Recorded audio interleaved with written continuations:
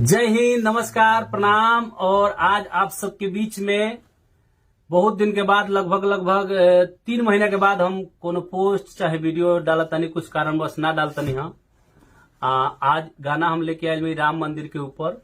राम मंदिर बन गई बा, आप सबके मालूम बा। 22 तारीख के प्राण प्रतिष्ठा बाटे। तो ये गाना में हम एगो भक्त के भाव के हम लिखे के प्रयास के लिए बनी।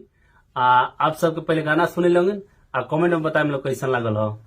गह गह करे पूरा अयोध्या नगारवा बन गईले। गह गह करे पूरा अयोध्या नगारवा बन गईले। अरे बन गईले हमारा राम जी के घरवा बन गईले। हमारा राम जी के घरवा बन गईले। खुशिया में झूमे पूरा गौआ सहारवा बन गईले। खुशिया में झूमे पूरा गौआ सहारवा बन गईले। हाँ बन गईले हमारा राम जी के घरवा बन गईले।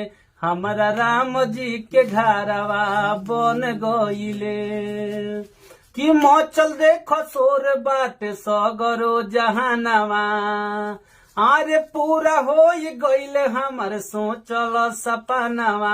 मचल देखो सोर बाटे सगरो जहानवा। पूरा हो गईले हमार सोचल सपनवा। अरे चार ओर गूंजताटे हरि जी के नारवा बन गईले।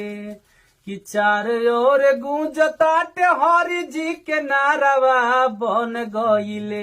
अरे बन गईले हमारा राम जी के घरवा बन गईले। हमारा राम जी के घरवा बन गईले। गह गह करताटे अयोध्या नगारवा बन गईले। गह गह करताटे अयोध्या नगारवा बन गईले। अरे बन गईले हमारा राम जी के घरवा बन गईले।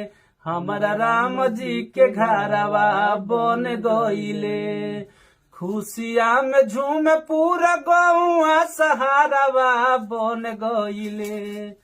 खुशिया में झूम पूरा गौआ सहारवा बन गईले। अरे बन गईले हमारा राम जी के घरवा बन गईले।